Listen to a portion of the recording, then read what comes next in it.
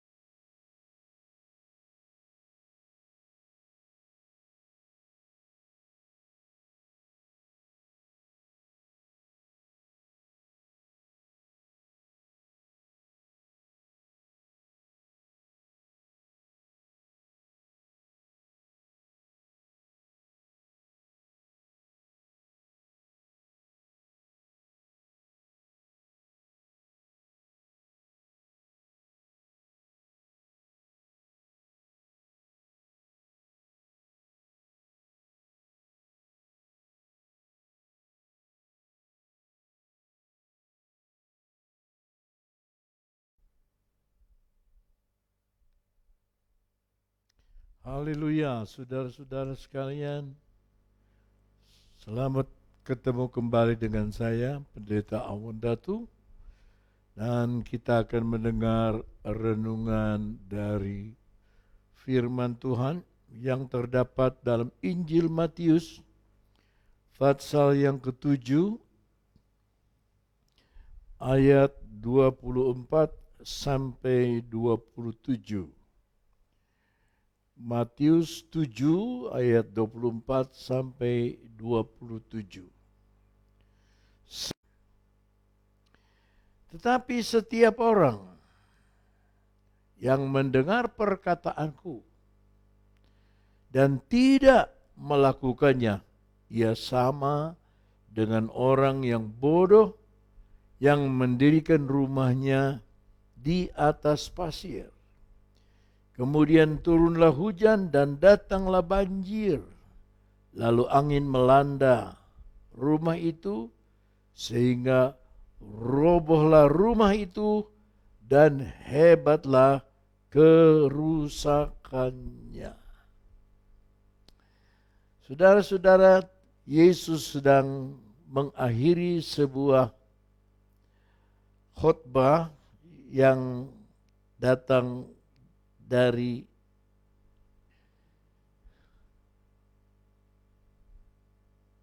Palestina, dan setelah dia mau menyelesaikan khotbah itu, dia bercerita tentang dua macam dasar, dua macam manusia, dan dua macam rumah. Yang pertama dikatakan oleh firman Allah, yaitu setiap orang yang mendengar perkataanku, dia dengar dan melakukan. Ya. Dan melakukan. Persoalnya not the matter but the manner. Bukan pelajaran yang didengar yang penting, tapi perlakuan dari pelajaran itu, prakteknya bagaimana. Maka dikatakan oleh firman Tuhan setiap orang. Jadi pribadi lepas pribadi. Ya. Ia sama dengan orang yang bijaksana. Yesus bilang, orang ini orang yang bijaksana, yang mendirikan rumahnya di atas batu. Batu dalam bahasa Yunani dipakai kata amos. Ya, batu karang yang kuat. Jadi kalau saudara mendengar firman Allah, lalu melakukan firman Allah itu, maka Yesus bilang dia seperti orang yang bijaksana membangun rumah di atas batu karang. Nah, batu karang Petra itu besar sekali, kuat. Lalu setelah rumah itu selesai, datanglah percobaan. Semua rumah di dunia akan dites. 3 macam percobaan.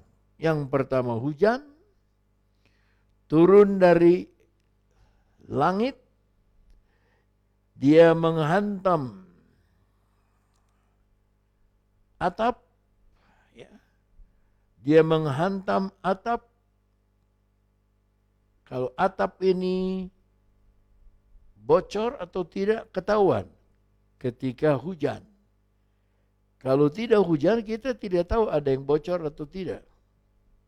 Maka firman Tuhan berkata, semua rumah harus dites, yaitu dengan hujan yang datang.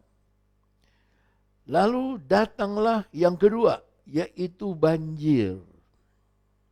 Sama seperti banjir bandang. Sama seperti banjir yang terjadi baru-baru ini di Jakarta dan di Bandung. Ada yang 1 meter, ada yang 1,5 meter, ada yang 2 meter. Tapi banjir bandang lain. Jembatan pun dia bawa, mobil pun dia bisa bawa. Ya, rumah pun bisa terbawa. Nah, ternyata yang kedua ini banjir menghantam fondasi rumah.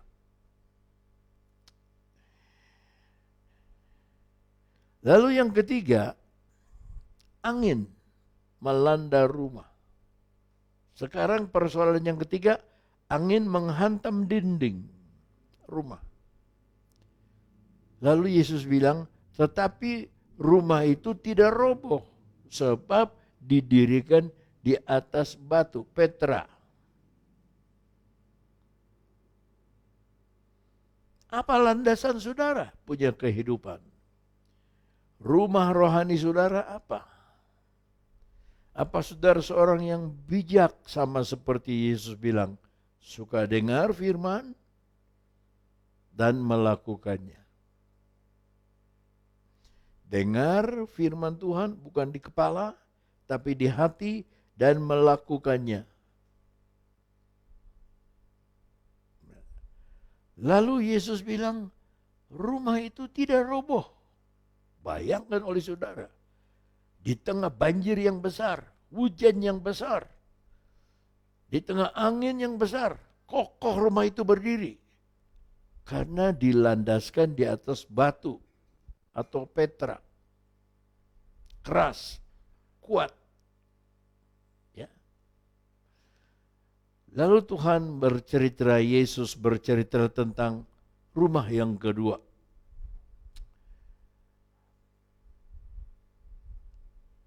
Tetapi setiap orang, ayat 26, yang mendengar perkataanku, sama. Mereka mendengar juga perkataanku. Tetapi mulai berbeda di sini. Dan tidak melakukannya. Dengar tentang kasih, tapi tidak melakukan. Dengar tentang mengalah, tetapi tidak melakukan. Dengar tentang jangan ribut, tetapi tidak melakukan. Dengar tentang berdamai dengan sesama, tapi tidak melakukan. Dengar tentang berbuat baik kepada sesama, tapi tidak melakukan. Ia disamakan dengan orang yang bodoh. Yang satu bijaksana, sangat bijak, tetapi lawannya ini sangat bodoh. Bodohnya di mana? Yang mendirikan rumahnya itu di atas pasir. Nah, pasir ini dalam bahasa Yunaninya amos. Pasir. Sebetulnya kalau batu dihancurkan, dia bisa jadi pasir. Tapi kalau dia tidak dihancurkan, dia kuat menjadi kokoh, menjadi landasan, menjadi satu batasan iman. Nah, saudara bilang tidak mungkinlah ada orang membangun di atas pasir. Tidak mungkin. Tapi ada. Yesus bilang, karena orang ini bodoh. Dia bangun sama bangunannya. Sama bangunannya. Tapi landasannya yang beda. Landasannya hanya pasir. Lalu kemudian turunlah hujan. Sama percobaannya. Testingnya sama. Dia menghantam atap. Datanglah banjir. Dia menghantam fondasi. Lalu angin melanda rumah itu. Dia menghantam dinding. Ada akibatnya. Sehingga robohlah rumah itu. Roboh dulu. Dan hebatlah kerusakannya. Nah, saudara-saudara, dengan adanya COVID-19 ini di seluruh dunia, kita manusia merasa tidak ada apa-apa, kecil sekali. Bayangkan semua sekolah libur. Bayangkan ini penyakit tidak kelihatan, tidak ketahuan. Bayangkan kita hanya bisa jaga diri dengan cuci tangan, bersih, menyemprot rumah dan sebagainya. Kalau bisa tinggal diam di rumah terus, jangan keluar karena keluar itu ada bencana di luar. Di mana bencananya? Tidak kelihatan. Seluruh dunia. Sekarang Amerika yang paling banyak orang meninggal. 50.000 orang meninggal. Karena tidak tahu penyakitnya di mana, tapi kena.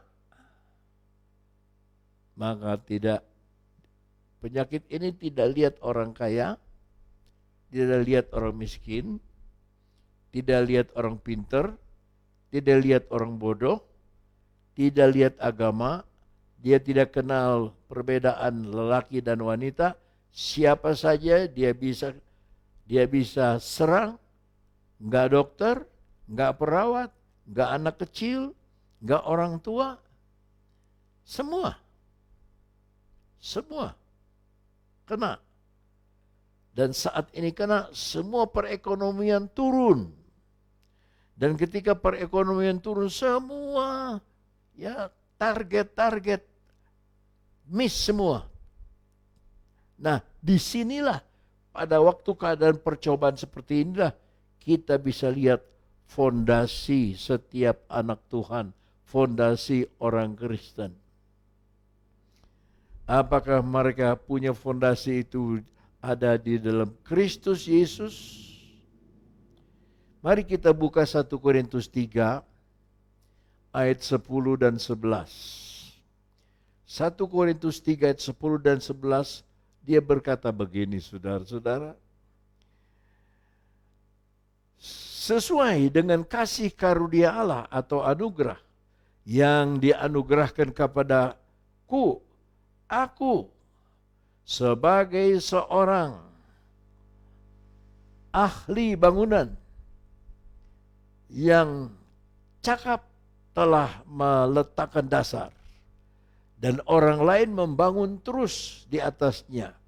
Tetapi tiap-tiap orang harus memperhatikan bagaimana ia membangun di atasnya. Ayat 11. Karena tidak ada seorang pun yang dapat meletakkan dasar lain daripada dasar yang telah diletakkan, yaitu Yesus Kristus. Batu karang itu, Petra itu adalah Yesus Kristus. Kalau iman saudara, rumah rohani saudara dibangun di atas Yesus Kristus, maka rumah saudara boleh kena percobaan apapun juga, angin sebesar apapun juga, hujan sebesar apapun juga, banjir bandang sebesar apapun juga, rumah saudara tidak roboh karena kokoh sekali dasar bangunan itu, yaitu Yesus Kristus. Tetapi kalau dasar bangunan saudara lain daripada Yesus Kristus, dasar bangunan saudara manusia, dasar bangunan saudara kekayaan, dasar bangunan saudara pekerjaan, dasar bangunan saudara yang bukan Yesus saja, itu pasir di depan Tuhan. Mari kita lihat Yakobus pasal 1. Yakobus pasal 1 mulai ayatnya yang ke-6. Yakobus 1 ayat ke-6.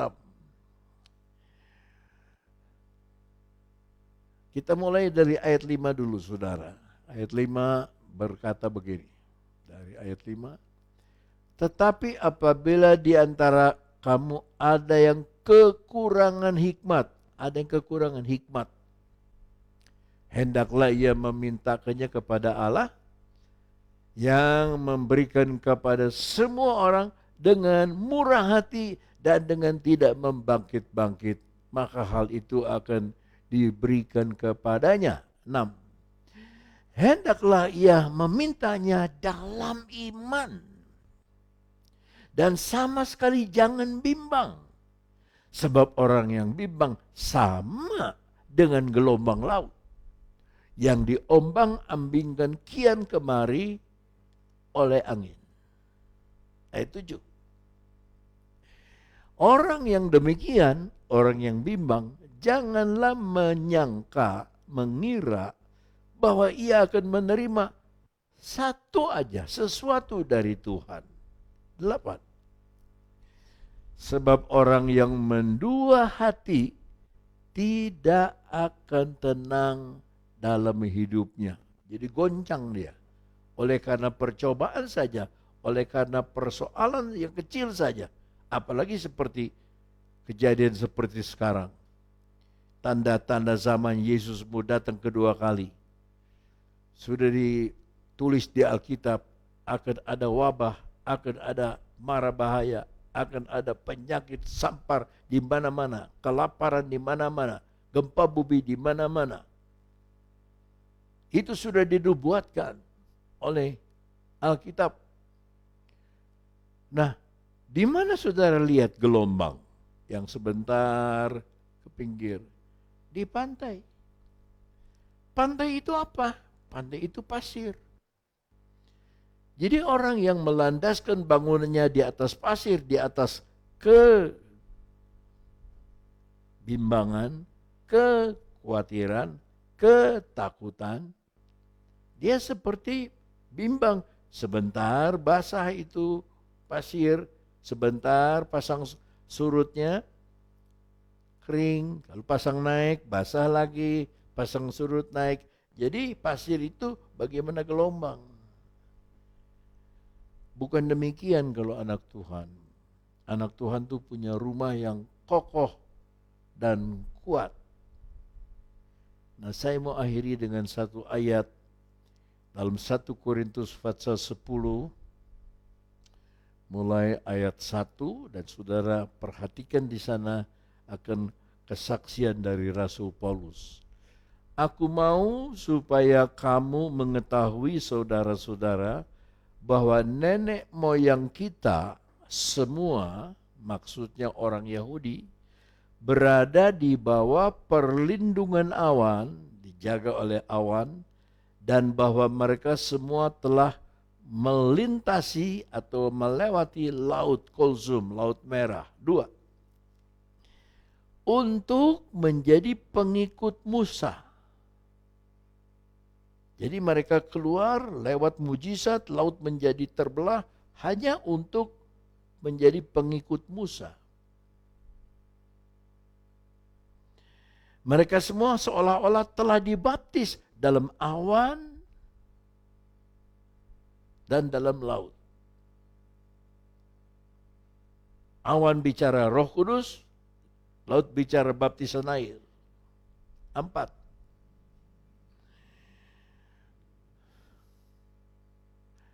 Dan mereka semua minum minuman rohani yang sama. Sebab mereka minum dari batu karang rohani. Dan yang aneh ditulis, yang mengikuti mereka. Dan batu karang itu ialah Kristus. Kalau saudara baca sejarah kitab Keluaran, kita tidak pernah baca ada batu yang dibawa-bawa oleh orang Israel. Tapi secara rohani, Paulus menulis bahwa ketika orang Israel keluar, Yesus Kristus sudah ada di sana sebagai batu karang, di mana ketika mereka pukul batu karang itu, airnya bisa diminum. Kedua kali mereka haus, Tuhan bilang, Musa, jangan dipukul batu karang itu, bicara saja. Musa karena marah, dia pukul lagi. Keluar air, minum. Mereka minum. Tapi Musa tidak boleh masuk tanah perjanjian. Boleh lihat, tidak boleh masuk. Saudara-saudara, Yesus sudah dipukul sebagai batu karang. Di atas bukit Golgota dia sudah dipukul. Sekarang kita tidak usah pukul dia lagi. Bicara saja. Yakobus bilang tadi, mintalah. Dia pasti memberi dengan tidak membangkit-bangkit. Dia sangat suka memberi Tuhan itu. Minta kepada dia. Minta kepada Tuhan. Jangan bimbang, jangan goyang. Nah, itulah sebabnya saudara-saudara, apakah dalam kehidupan kita ada batu karang itu? Kalau ada batu karang itu kita akan kokoh, teguh. Ya. Tidak akan goyah.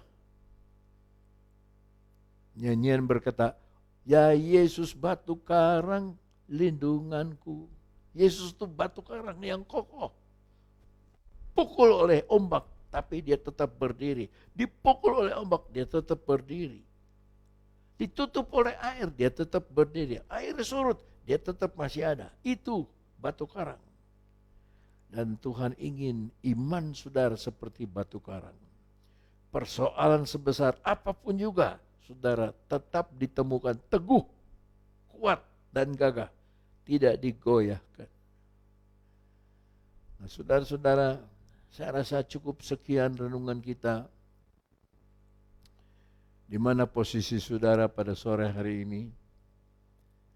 Adakah batu karang itu sehingga rumah saudara terbangun dengan baik? Percobaan boleh datang. Percobaannya sama, seluruh dunia sama. Semua sama percobanya COVID-19. Ada yang ngomel, ada yang marah, ada yang ngerasula, ada yang maki-maki, ada yang mengutuk. Yang begitu tidak ada batu karang. Kalau ada yang batu karang dia diam. Diam tidak bicara. Teguh. Karena dia tahu. Satu nama itu, Yesus itu. Dia batu karang di dalam hati kita. Izinkan saya berdoa untuk saudara-saudara sekalian. Sore hari ini. Kita tundukkan kepala.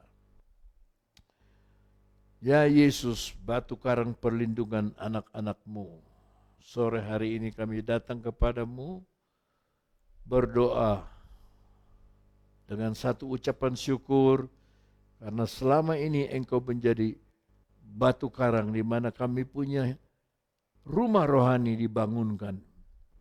Hujan boleh datang, angin boleh datang, banjir boleh melanda, tapi kami yakin rumah kami tidak akan roboh. Karena kami memiliki Engkau, batu karang perlindungan yang luar biasa. Terima kasih Tuhan, terima kasih. Dan sekarang Tuhan izinkan kami berdoa untuk saudara-saudara kami.